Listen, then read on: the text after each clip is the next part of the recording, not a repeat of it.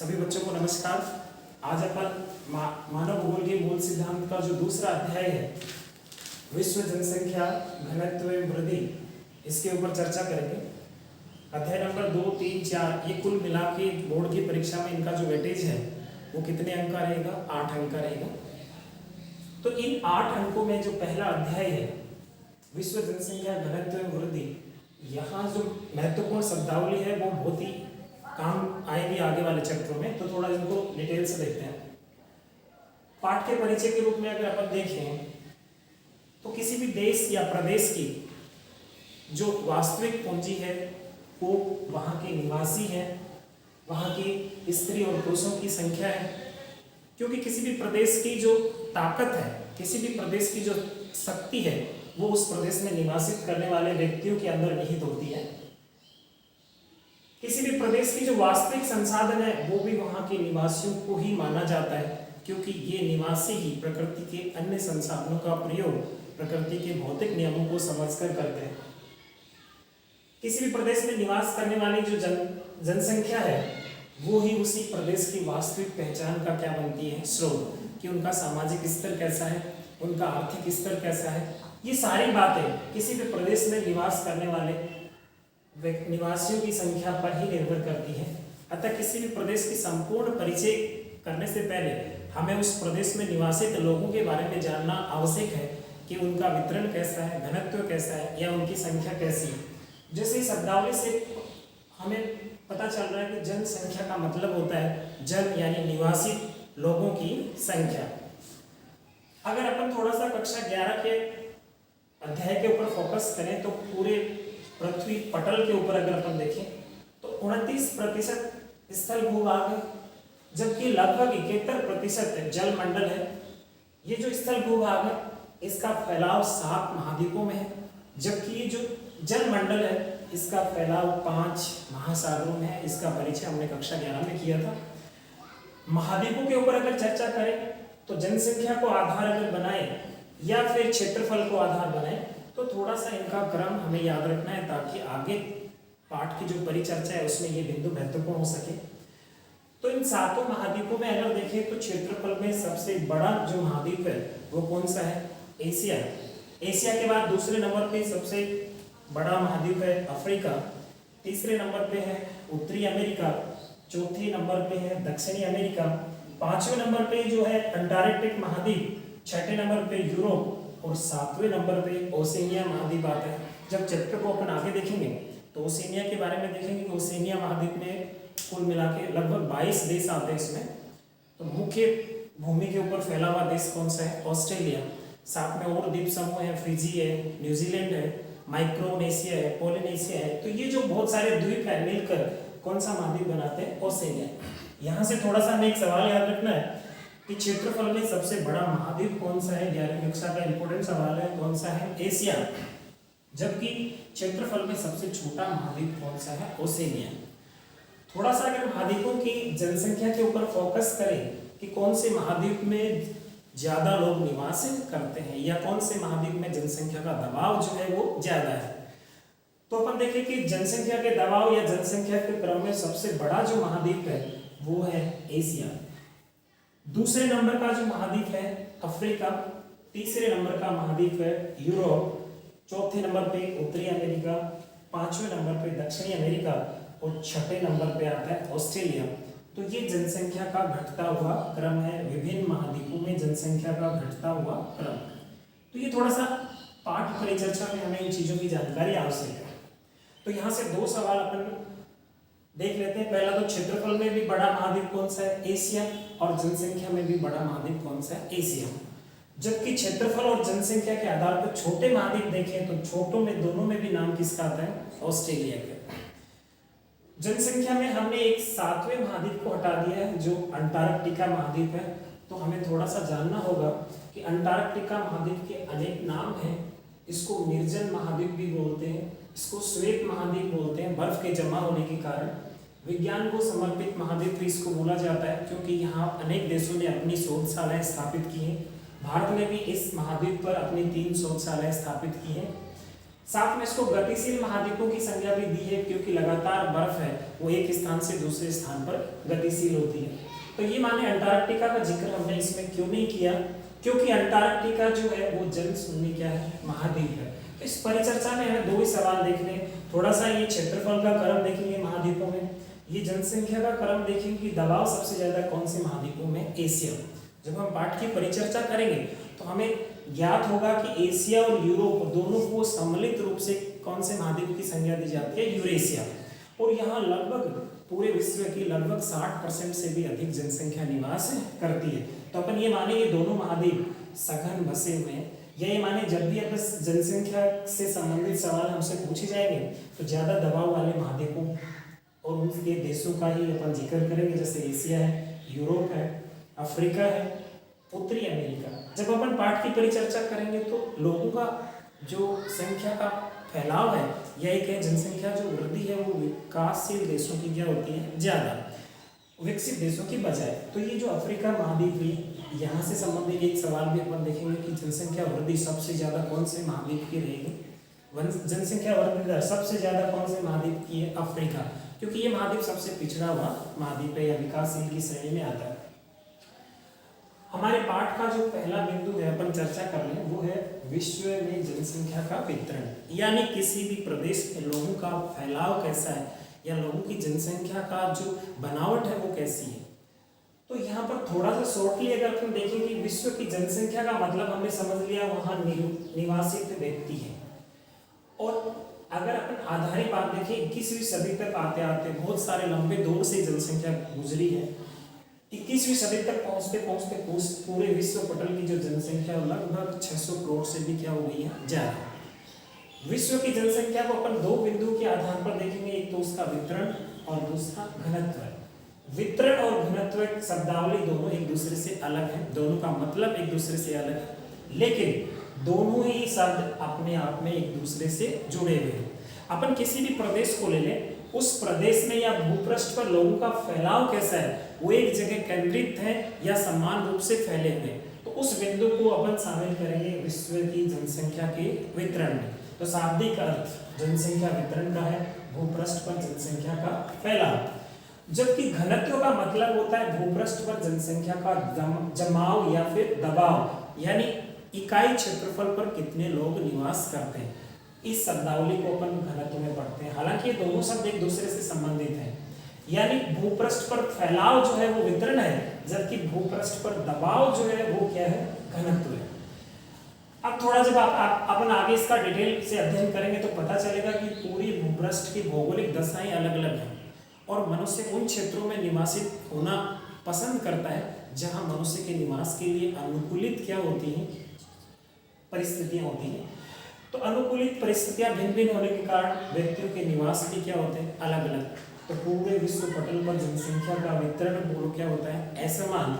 उसी तरह से घनत्व का वितरण भी क्या होगा, असमान, क्योंकि जनसंख्या से वितरण जुड़ा है और वितरण से क्या जुड़ा हुआ है, घनत्व। यहाँ पर असमान वितरण पर एक विद्वान है, उनके अपन कथन को देख लेते हैं। जॉर्ज बी क्रेसी अपने पाठ्यपुस्तक में लिखा है, उनका कहना है कि एशिया में बहुत अधिक स्थान ऐसे हैं जहां पर बहुत कम लोग निवास करते हैं, जबकि कुछ कम स्थान ऐसे हैं जहां पर ज्यादा लोग निवास करते हैं। इसका मतलब है कि कुछ क्षेत्रफल जो रहन सहन की दृष्टि से अनुकूलित है वहां जनसंख्या का दबाव क्या है, ज्यादा, और कुछ क्षेत्र जहां पारिस्थितिकी विषमताएं पाई जाती हैं, यानी जो रहने के अनुकूल नहीं है, वहां कम लोग निवास करते हैं। जबकि घनत्व में अगर आप थोड़ा देखें, डिटेल से अपन आगे पढ़ेंगे, घनत्व की इकाई होती है व्यक्ति प्रति वर्ग किलोमीटर, यानी प्रति वर्ग किलोमीटर कितने लोग निवास करते हैं। आगे अपन इसका सूत्र भी देखेंगे कि घनत्व निकालेंगे तो किसी प्रदेश की पहले क्या देखनी पड़ेगी, जनसंख्या, और बाद में क्या देखना पड़ेगा, क्षेत्रफल। अगर हमारे पास दोनों घटक आ जाते हैं, क्षेत्रफल और जनसंख्या, तो जनसंख्या में क्षेत्रफल का भाग देकर हमें क्या ज्ञात हो जाएगा, घनत्व। इसके आगे की परिचर्चा हम करते हैं। हाँ, तो इससे पहले हमने देखा था कि कौन से गोलार्ध में जनसंख्या जो है ज़्यादा निवास करती है, जनसंख्या का वितरण क्या होता है, जनसंख्या घनत्व क्या होता है, ये सारा परिचय हमने देखा था। अब इससे आगे बढ़ाते हैं इस टॉपिक को, जनसंख्या वितरण के प्रारूप पर अपन चर्चा करते हैं। तो जनसंख्या वितरण का अगर प्रारूप देखें कि पूरे विश्व पटल पर या भूपृष्ठ पर लोगों का फैलाव या जमाव कैसा है, तो कुछ एक बिंदु अपन यहाँ से पिछली क्लासों से ले लेते हैं कि विश्व पटल के ऊपर जनसंख्या का वितरण जो है वो सदैव क्या है, असमान। इस पर हमने चर्चा कर ली थी कि अलग अलग भौगोलिक क्षेत्रों की अलग अलग क्या होती हैं विशेषताएं, और मनुष्य उन क्षेत्रों में निवास करना ज़्यादा पसंद करता है जिन क्षेत्रों में निवास के अनुकूल सुविधाएं पाई जाती हैं।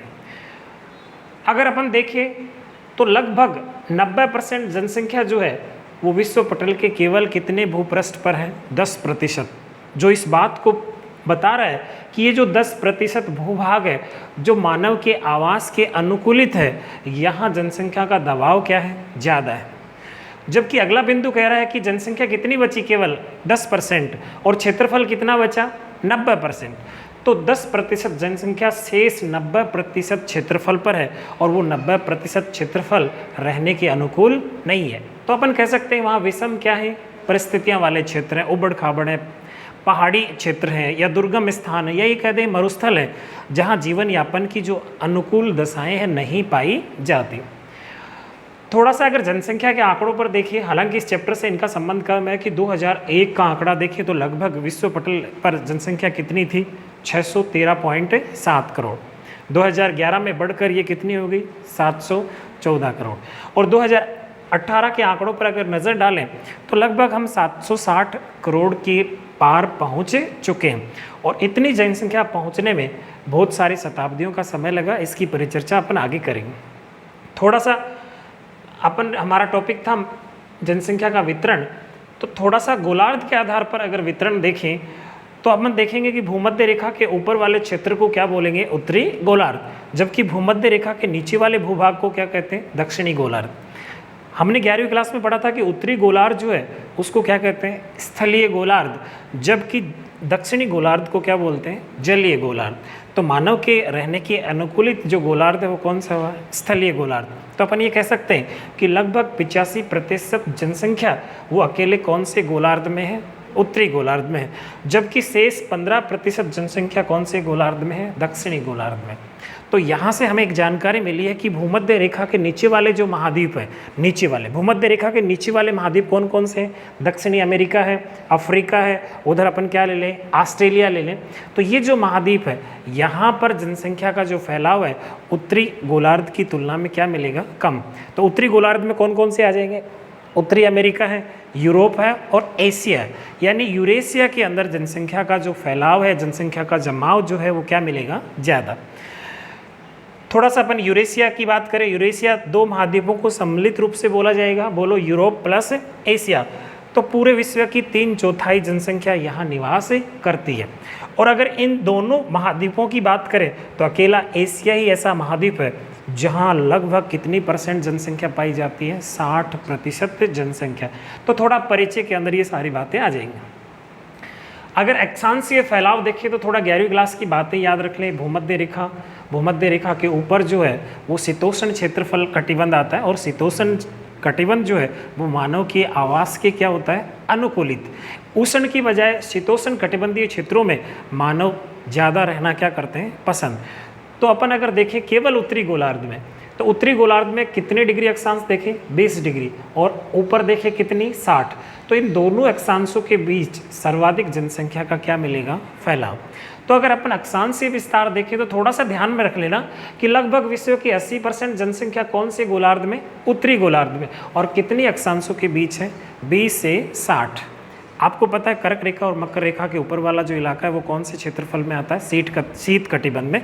और शीत कटिबंधीय जो प्रदेश होते हैं वो मानव के आवास के क्या होते हैं, अनुकूलित। अपनी पाठ्यपुस्तक के अनुसार थोड़ा सा परिचय ले लेते हैं कि सर्वाधिक आबादी वाले जो 10 बड़े देश हैं और उनसे संबंधित महाद्वीप कौन से हैं। इन 10 बड़े देशों को अपन एक ट्रिक के माध्यम से भी याद करेंगे, ताकि वो ट्रिक है जो हमारी हेल्प करेगी इनको क्रम से याद रखने में। तो सबसे पहले फोकस कर लेते हैं कि सर्वाधिक आबादी वाला देश जो है वो कौन सा है, चीन। जबकि जनसंख्या के मामले में भारत कौन से नंबर पे आता है, दूसरे नंबर पे। चीन के बाद भारत के बाद अमेरिका यानी यूनाइटेड स्टेट ऑफ अमेरिका, या इसको उत्तरी अमेरिका भी मान सकते हैं अपन। Indonesia, Brazil, Pakistan, Nigeria, Bangladesh, रूस और मैक्सिको। तो ये जो क्रम है 10 बड़े देशों का, यानी यहाँ जनसंख्या सबसे ज़्यादा निवास करती है चीन, और 10वें नंबर पे कौन आता है? मैक्सिको। भारत का यहाँ पर अगर स्थान देखें तो जनसंख्या की दृष्टि से कौन सा है? दूसरा, जबकि हमने पढ़ा क्षेत्रफल में भारत का स्थान कौन सा है? 7वां। थोड़ा सा अगर फोकस करें कि अगर अपन ने यहाँ पर मानचित्रावली को देखें कि चीन है वो कौन से महाद्वीप में अपन दर्शाएंगे, कौन से महाद्वीप में पड़ता है, तो थोड़ा सा ये भी फोकस कर लेते हैं। चीन कौन से महाद्वीप में आता है? एशिया। भारत भी कौन से महाद्वीप में आता है? Asia. United state of America जो है ये उत्तरी अमेरिका का भाग है। इंडोनेशिया जो है वो कौन से महाद्वीप का भाग है? एशिया। ब्राज़ील है वो दक्षिणी अमेरिका का भाग है। पाकिस्तान बोलो एशिया महाद्वीप में। नाइजीरिया कहाँ पड़ता है? पश्चिमी अफ्रीका में पड़ता है। बांग्लादेश कहाँ पड़ता है? एशिया में। रूस है वो 2 महाद्वीपों में पड़ता है, एशिया में भी और यूरोप में भी। रूस के बीचों बीच एक पर्वत श्रृंखला है जिसका नाम है आल्प्स पर्वत श्रृंखला। तो वो रूस को कितने भागों में बांटती है? 2 भागों में। तो इसका ये जो हिस्सा है, ये पूर्वी हिस्सा है, ये किस में पड़ता है? एशिया में। जबकि इसका जो पश्चिमी हिस्सा है वो कहाँ पड़ता है? यूरोप में। तो कहने का मतलब ये है कि अधिकतर भाग रूस का कौन से महाद्वीप में आता है? एशिया महाद्वीप में आता है। जबकि मैक्सिको है वो कौन सी महाद्वीप का भाग है? उत्तरी अमेरिका। तो ये 10 बड़े देश हैं जो जनसंख्या या आबादी की दृष्टि से सबसे बड़े हैं। तो थोड़ा सा इतना याद रखना, चीन और भारत का नंबर कौन सा है? दूसरा है। अगर महाद्वीपों पे फोकस करें कि ये 10 बड़े देशों में कौन सा महाद्वीप ज़्यादा वेटेज रखता है या किस महाद्वीप में जनसंख्या का जमाव क्या है ज़्यादा, तो आप देखेंगे चीन, भारत, इंडोनेशिया, पाकिस्तान, बांग्लादेश, रूस, ये 6 ऐसे देश हैं जो सघन आबादी वाले हैं, लेकिन किस महाद्वीप के हैं? एशिया के। तो अकेले एशिया महाद्वीप के 6 जो सघन आबादी वाले देश हैं वो इन 10 देशों में शामिल हैं। तो एक सवाल यहाँ से ये भी बन सकता है कि निम्न में से कौन कौन से देश हैं वो एशिया महाद्वीप में हैं। तो आपको यहाँ ध्यान रखना है कि 6 देश हैं, उनकी स्थिति कौन से महाद्वीप में है? एशिया। वो थोड़ा सा फोकस कर लें, उसमें चीन है, भारत है, इंडोनेशिया है, पाकिस्तान है, बांग्लादेश है, रूस है।